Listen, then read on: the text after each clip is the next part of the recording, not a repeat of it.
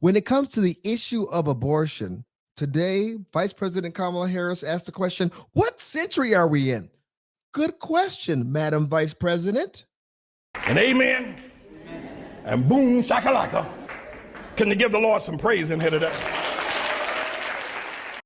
The Democrats are in trouble. We are weeks away from the midterm elections, and they have absolutely nothing to campaign on. They can't campaign on inflation.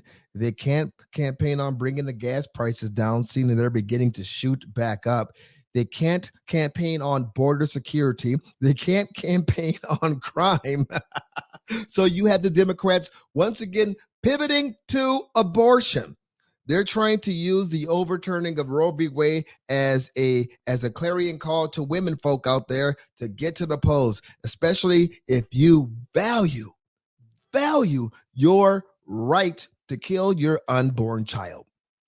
It really is barbaric when you think about it. And today we had Kamala Harris and we had President Joe Biden out there trying to shape the narrative for the abortion issue, trying to get people riled up, trying to get people outraged and to the polls to vote for Democrats so that women can regain their right to kill their unborn child. I think it's kind of crazy. And I think that is based off of a lie.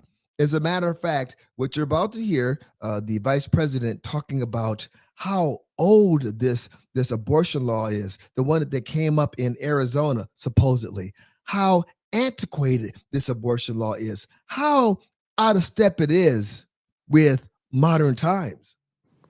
Today's extremist so-called leaders are attacking the freedom and liberty of millions of women. At a state level in Arizona, for example, a judge recently upheld an 1864, that's not a statute, that's the year, 1864 abortion ban with no exceptions for rape or incest.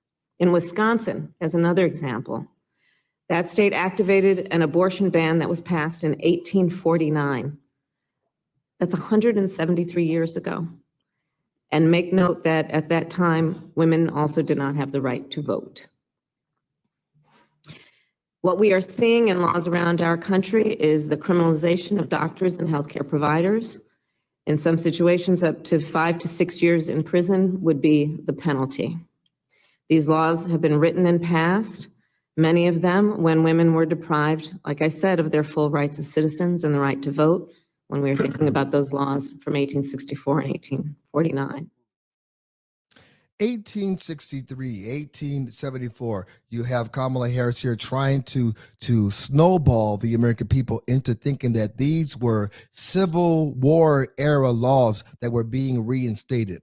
Number one, Arizona wasn't a state during the Civil War. I don't know if Vice President Kamala Harris knew that, but we were not. And number two, most importantly, these laws that she's talking about were not Civil War laws. These laws were revisited in 1977 after Roe v. Wade. That's right. The good people of Arizona still were not pro-choice. They were pro-life. They were for keeping the baby, for letting babies live. And so they prepared for the day that this Supreme Court decision, Roe v. Wade, might be reversed, meaning that if it were reversed, you would fall back to the state's law. I do believe that the founding fathers of this country never intended for there to be a national a right to get an abortion. It always should have stayed with the states. But things as they were, we have 50 years of wholesale slaughter. Some people would say, like Reverend Jesse Jackson before he decided to run for president and as a Democrat, some would say was a Holocaust. Nevertheless, what the vice president is doing, what the president is doing today is politicking. They're trying to reshape the narrative. They're trying to market. And in doing so, they're lying. This is not an antiquated law. What I find to be antiquated is the concept of abortion in and of itself. And it's not surprising to me that the Democrats are the one pushing it. Of course, the Democrats were the one saying that Black people were chattel. The Democrats were the ones that went to a civil war, and part of the reason was they wanted to maintain their institution, their tradition of slavery. This was Democrats.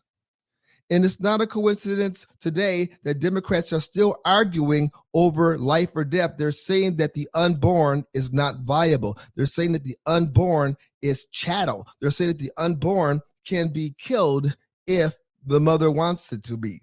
That's, to me, akin to slavery, not a real person. 3/5 a person, not even that. Even if it's born, if it was a botched abortion, is it a person? According to the left, no. The mother still has a right to decide whether that child lives or dies. To me, that's barbaric.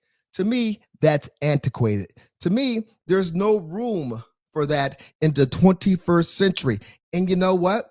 Every other country in the world agrees with me, except for China and North Korea. That ought to tell you something. Kamala Harris, she failed on the border. She's failed on everything she's been assigned to. Now they're trying to get her ready for leadership by giving her the abortion issue. And maybe, just maybe, they think that she's shielded from criticism because she is a BIPOC, a person of color. And of course, it's only old white men that are arguing on behalf of the unborn. Well, the left would be wrong. I'm as pro-life as they come. Pro-life. We've had 50 years of the death cult with the Democrat Party. They're still trying to push the death cult. They're putting Planned Parenthood mobile abortion clinics outside of red states. They are hell-bent, and I mean hell-bent, on giving mothers the right to kill their children. It needs to stop. It's going to stay a fight among the states. The battle is among hearts and minds. And right now, I truly believe that Kamala Harris, that the Democrats are on the wrong side of that battle. My name is James C. Harris. This is my YouTube channel. Go ahead and subscribe to it.